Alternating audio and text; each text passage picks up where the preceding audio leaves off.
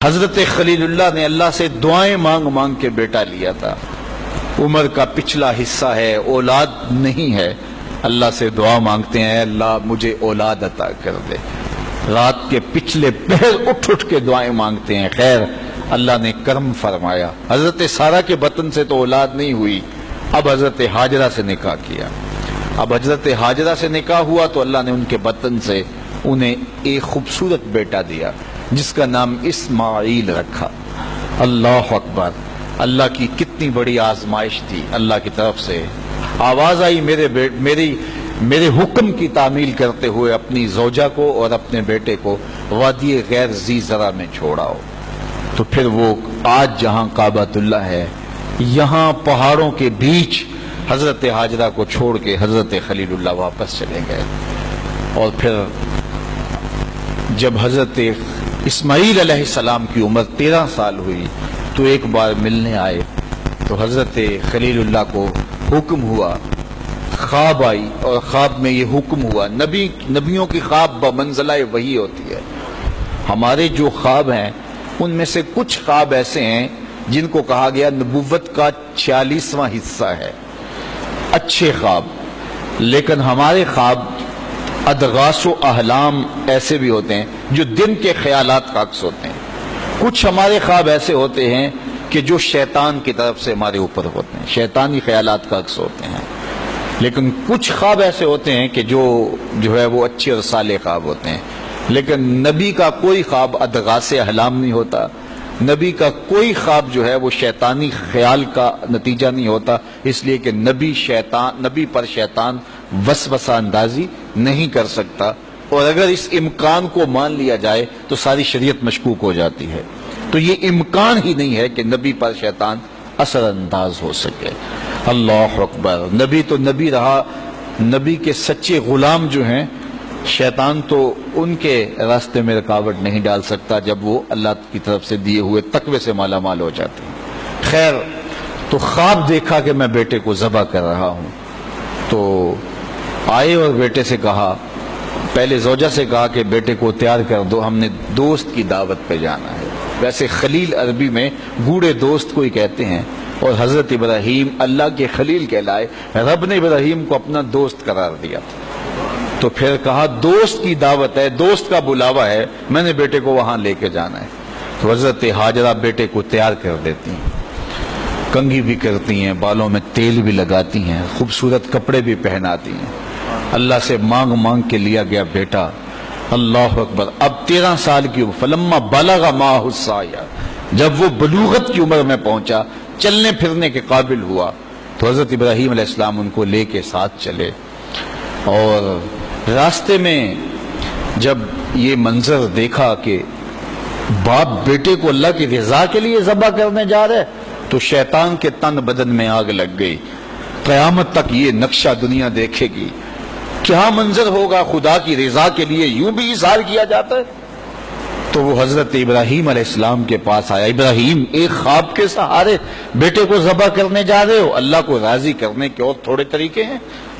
تو حضرت خلیل اللہ نے پتھر اٹھا کے اس کے جو ہے وہ مارا، کہا ہٹ جا، میرے پاس ایک اسماعیل ہے، 1000 اسماعیل بھی ہوتے، قربان کر دے.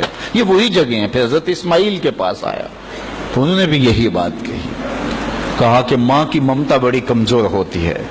تو حضرت ہاجرہ کے پاس آ گیا، کہا کہ شہزادہ کدھر ہے؟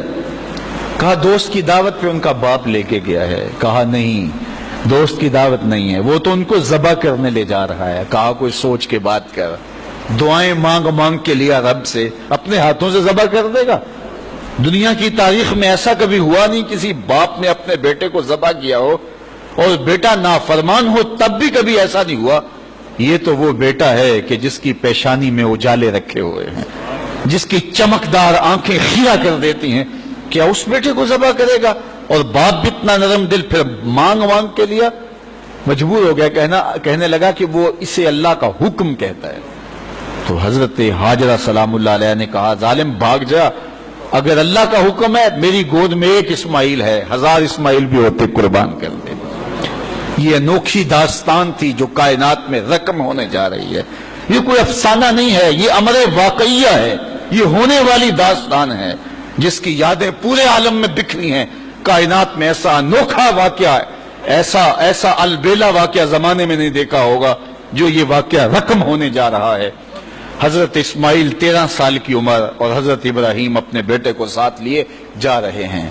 راستے میں میٹھی میٹھی باتیں بھی ہو رہی ہیں. جب مناکس وادی میں پہنچے، آج حاجی جو ہے جب وہ رمی جمار کرتا ہے تو وہ کہتا مجھے فون پہ بتا دو کہ میرا جانور ذبح ہو گیا کہ نہیں ہو گیا.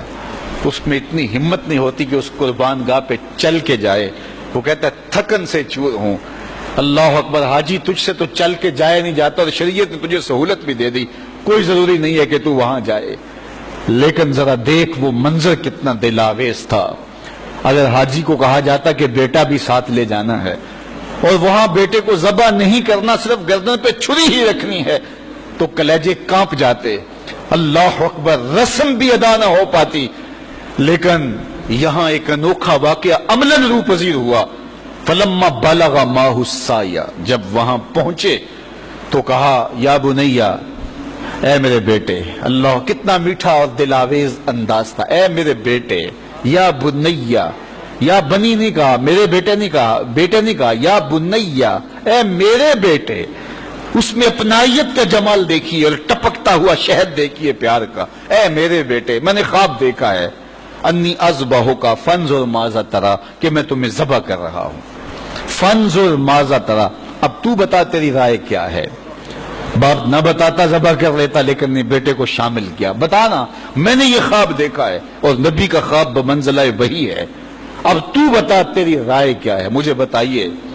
باپ بیٹے کو کہے کہ میں تجھے ذبح کرنا چاہتا ہوں.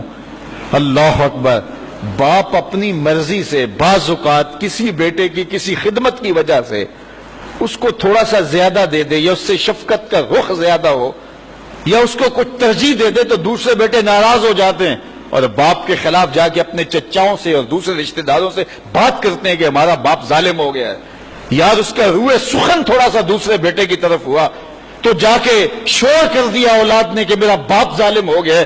لیکن ذرا یہاں کہانی دیکھیے، باپ کیا بول رہا ہے، بیٹا میں تجھ کو ذبح کرنا چاہ رہا ہوں. فانظر ماذا تری، مجھے بتا تیری رائے کیا ہے. تو بیٹا کیا جواب دیتا ہے؟ کائنات میں ایسا منظر نہیں دیکھا ہوگا. بیٹا خاموش ہو جاتا، سر جھکا لیتا، یہ بھی بڑی بات تھی، امتثال امر تھا. بیٹا کہتا جی جس طرح آپ نے دیکھا میں تو کچھ نہیں کہہ سکتا، یہ بھی امتثال امر تھا. بیٹا کہتا ٹھیک ہے آپ کر لیجیے جو آپ نے کرنا ہے، تو یہ بھی امتثال امر تھا. لیکن جو بیٹے نے کہا، کائنات نے ایسا منظر یہ بھی نہیں دیکھا ہوگا. بیٹے نے یہ نہیں کہا ہاں کر لیجیے، بیٹے نے یہ نہیں کہا کہ خاموشی اختیار کر لی، گردن جھکا لی. ذرا دیکھیے، بیٹے نے کہا یا آباتے. باپ نے کہا تھا نا یا بنیا، اے میرے بچے، اے میرے بیٹے. تو جب یہ بات سن لی کہ میں تجھے ذبح کرنا چاہتا ہوں تو بیٹے کا لہجہ تبدیل نہیں ہوا. اللہ اکبر، آج بیٹا ہو تو کہے باپ ہو سفاک ہو، لیکن اس کے باوجود لہجہ کہ یا آباتے، اے میرے ابو. ذرا اس سے شہد ٹپکتا ہوا دیکھیے اور اس سے خدمت گاری کا جذبہ دیکھیے. یا آباتے، اے میرے ابو. آگے کیا ہے؟ یا آبات فعل ما تؤمر، ابو ذبح کیا ہے، جو بھی کرنا ہے کرو. یا آبات ذبح نہیں کہا، اے ابو ذبح کر دیجئے. ذبح کا جواب ذبح میں دیا جاتا نا، لیکن بیٹا 2 قدم آگے بڑھ گیا. یا آبات فعل ما تؤمر، ابو ذبح کیا ہے، جو بھی کرنا ہے کیجئے. باقی رہی بات میری، یہ کام آسان تو نہیں کہ گردن پہ چھری چلے اور میں تڑپوں نہ، لیکن اللہ کی مدد ہو تو یہ مشکل بھی نہیں، ستاجدونی انشاءاللہ من الصابرین. آپ دیکھیں گے رب نے چاہا تو صبر کر کے دکھاؤں گا، تڑپوں گا بھی نہیں. باپ رسی بھی ساتھ لے گیا تھا، چھری بھی ساتھ لے گیا تھا. چھری نکالی، یہ کوئی قصہ نہیں، یہ کوئی افسانہ نہیں ہے، یہ حقیقت اور امر واقعیہ ہے. چشم فلک نے پہلی مرتبہ یہ منظر دیکھا. آج حوریں بھی دیکھ رہی تھی، غلمان اور رضوان بھی دیکھ رہے تھے، فرشتے بھی جھک جھک کے دیکھ رہے تھے. مالک قیامت آنے والی ہے. کہا تمہیں بتانا چاہتا ہوں، تم کہتے تھے انسان کو خلیفہ بنا رہے، سجدے تو ہم کرتے ہیں، عبادتیں تو ہم کرتے ہیں، یہ تو لڑائی کرے گا، دھینگا مشتی کرے گا. اب دیکھو میرے بندے کی ادا کو، میرے بندے کی اطاعت اور فرما برداری کے رنگ بھی دیکھو. اللہ اکبر. باپ نے بیٹے کو لٹایا، رسیوں سے بدن جکڑ لیا، ہاتھ میں چھری پکڑی ہے. اللہ اکبر. حضرت اسماعیل کو لٹایا. قرآن نے وہ باقاعدہ منظر نگاری کی ہے. فلما اسلما وتلہ للجبین، جب دونوں راضی ہو گئے.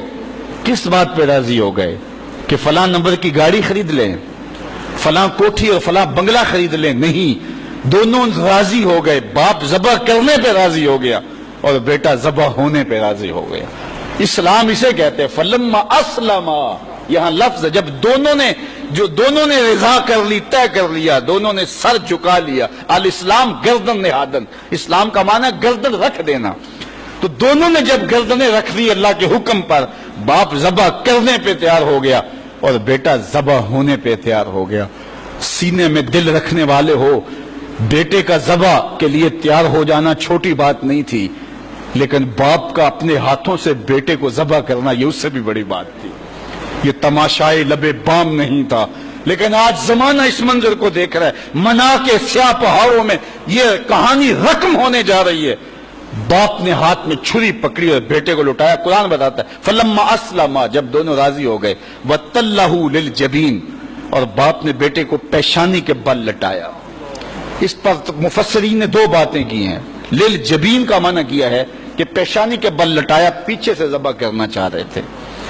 اور دوسرا یہ ہے کہ جس طرح جانور کو ذبح کیا جاتا ہے تو اس کی گردن کو بل دے کر کے ماتھا زمین پہ لگایا جاتا ہے کہ رگیں تن جائیں اور گردن کھل جائے تاکہ ذبح کرنے میں آسانی ہو. تو کہا کہ گردن کو جو ہے وہ کشادہ کرنے کے لیے آپ کا نازک گلا گھما کر کے پیشانی پہاڑ پتھر کے ساتھ لگائی اور رگیں تن گئی. پورا بدن جکڑا تھا رسیوں سے. اور حضرت ابراہیم نے خود بھی پٹی باندھی تھی کہ یہ منظر اتنا آسان تو نہیں ہے. اللہ اکبر. اچانک حضرت اسماعیل نے کہا ابا جان میری رسیاں کھول دو. بیٹا کیا ہوا؟ کہا کھول دو رسیاں. بیٹا ابھی تو کہہ رہے تھے یا ابا تفعل ما تؤمر، جو کرنا ہے کیجئے، اب کیا بول رہے ہو؟ کہا کل کا مورخ لکھے گا باپ ذبح کرنا چاہتا تھا، بیٹا ذبح ہونا نہیں چاہتا تھا. باپ نے باندھ کے کیا ہے. کھول دو رسیاں، نہیں تڑپوں گا. رسیاں کھول دی گئیں. حضرت ابراہیم نے ہاتھ میں چھری پکڑی ہے لیکن پٹی برابر بندھی ہے. بیٹے فلما اسلما وتلہ للجبین. اللہ اکبر. تو پوری قوت کے ساتھ چھری کو نازک ریشم جیسی گردن پہ رکھا. ابراہیم تیرے حوصلے پہ قربان، اسماعیل تیری فرما برداری پہ قربان. اقبال بولے یہ فیضان نظر تھا یا کہ مکتب کی کرامت تھی، سکھائے کس نے اسماعیل کو آداب فرزند. بیٹا لیٹا ہے، رسیاں بھی کھلی ہیں، تڑپتا بھی نہیں ہے، آہو فغاں بھی نہیں کرتا، آنکھوں میں آنسو بھی نہیں ہے. باپ نے ہاتھ میں چھری پکڑی ہے، بیٹے کی نازک ریشم جیسی گردن پہ رکھی اور پوری قوت سے چھری کو دبا دیا. لیکن ہوا کیا کہ ایک بال بھی نہیں کٹا. چھری کو پاس پڑے پتھر پہ مارا. لکڑی پڑی تھی، پتھر پڑا تھا، مارا، وہ کٹ گیا. لما تقطع یا سکین، اے سکین ہے چھری تو کیوں نہیں کاٹتی؟ اللہ اکبر. چھری نے زبان حال سے آواز دی ابراہیم الخلیل یامرنی والجلیل ینہانی.